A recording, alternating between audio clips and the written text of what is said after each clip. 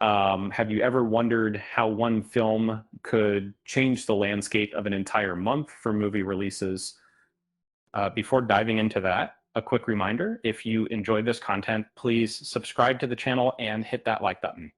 Once upon a time, the Fast and Furious franchise was a cultural phenomenon, blending heartwarming themes of family with jaw-dropping stunts. Fast forward to 2023, and the latest installment, Fast X, uh, struggled to capture that same magic.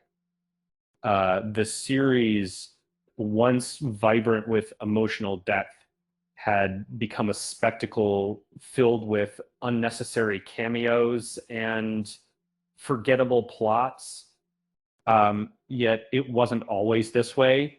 A decade ago, Furious 7 emerged as a shining example of what the franchise could achieve. The excitement surrounding Furious 7 was palpable. Um, Fans lined up for blocks, um, eager to witness the film that would serve as a poignant tribute to Paul Walker, who tragically passed away. This installment not only captivated audiences, but also redefined expectations for April box office performances.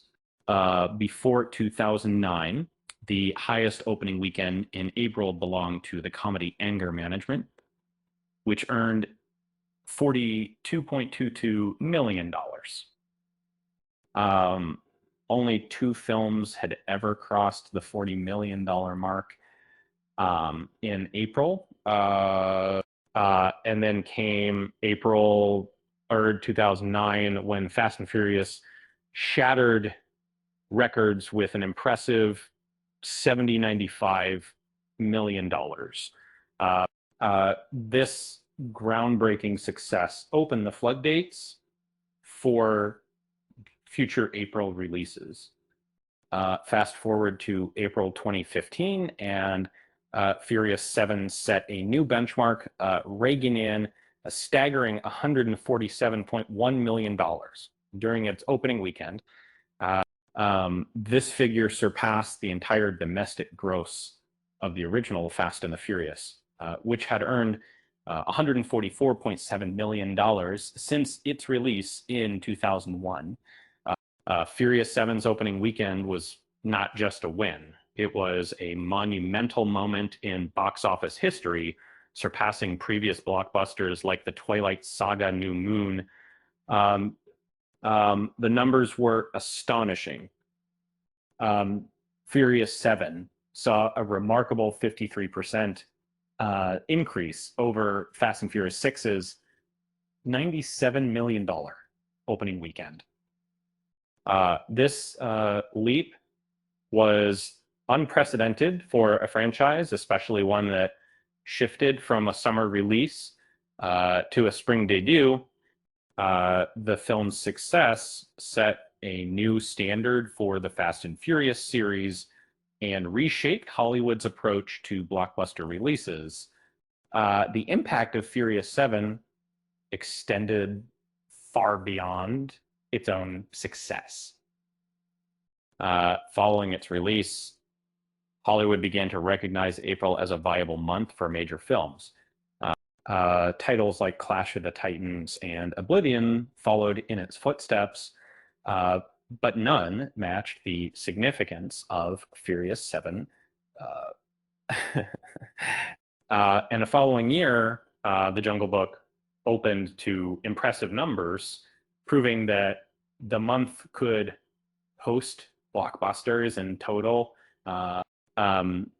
3 years later, Marvel took a bold step by releasing Avengers Infinity War in late April 2017, a move that would have seemed risky without the groundwork laid by Furious 7. Tokus arc 8 furious arguments that made Tokus all of this Furious 7. This decision ultimately led to Infinity War, achieving the biggest domestic opening weekend ever recorded a piece of. Today, the sequel Avengers Endgame holds that record, showcasing how far the industry has come. Um, in the mid 2000s, it was hard to imagine a film opening in April could set such records. Yet in the 2020s, titles like the Super Mario Brothers movie and Sonic the Hedgehog 2 have made their mark in April, all thanks to the legacy of Furious. And did it anyone that raw? So the next time you watch a blockbuster in April, remember the film that changed everything. Uh, and speaking of blockbusters, why did the movie go to therapy? Because it had too many unresolved plot lines. With that said, thanks for watching, and until next time.